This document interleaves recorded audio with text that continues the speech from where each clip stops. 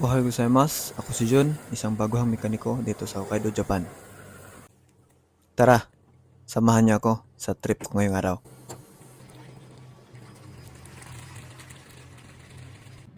Ngayong araw is Friday, ibig sabihin last day to sa trabaho namin ngayong week. Dito sa company namin is Lunes hanggang Biyernes lang yung trabaho tapos Sabado at Linggo yung pahinga. At dahil nga is pahinga kami sa dalawang araw, syempre pahinga din yung sasakyan. At ito yung usually na ginagawa ko pag Biyernes ng hapon ang magpapaligo sa mga sasakyan. Yung konting car wash lang. Yung pitik-pitik lang ba? Bali, may 10 service na sasakyan ang company namin dito at yun ang lilinisin ko ngayong araw. Una is yung minivan. Ito yung pinakagamit talaga na sasakyan dito, no? Lalong-lalo na pag may mga troubleshooting. Pangalawa is yung multicab or tinatawag nila dito na K-truck. Gamit na gamit ditong sasakyan na to kasi ito yung pangragid yung mga kargamento na hindi kaya makarga sa minivan. Dito nila ikakarga yung marurumi, yung mga makina, yung mga transmission at ano-ano pa. Kaya naman, deserve naman talaga nito linisin, no? At least makapagpahinga naman siya ba?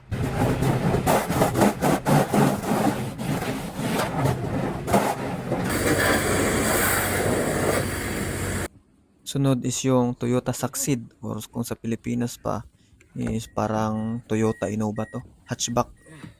Dito pala sa company namin, no, is pinapayagan kami makapag-drive ng mga sasakyan dito lang sa loob ng compound ng company.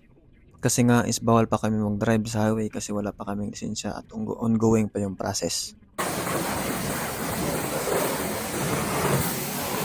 Sunod is ito yung pinaka-paborito ko, Toyota Corolla. Dahil ito yung issue ng company na pagpapraktisa namin mag-drive.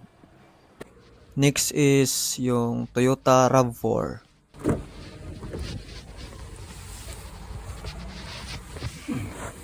Ang gamit naman ng sasakyan na to is pag may mga kailangan kang puntahan sa City Hall or yung mga personal documents na kailangan i-process, ito yung sinasakyan or ito yung ginagamit namin. At syempre, ginagamit din to sa mga emergency, no? Yung malalayong lugar na kailangan puntahan. Yung ibang sasakyan is wala dito sa company kasi hinihiram din ng customer, no? Kasi nagpapahiram din sila dito ng mga sasakyan. At ito, yung pinakahuli is yung Toyota Hiace 90s, 80s pa siguro itong sasakyan na to. Bali, itong sasakyan na to is hindi to sa company. Bali, sa customer lang to iniwan para ipaayos.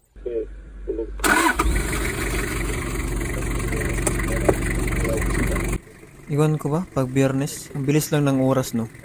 Kasi nga, walang trabaho pag Sabado.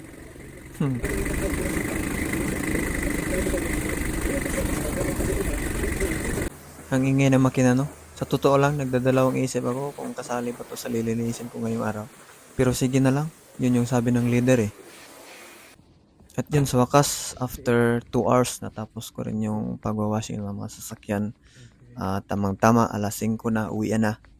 Hanggang dito lang muna, salamat sa panonood at huwag kalimutan i-like and follow my page for more videos. Thank you and God bless.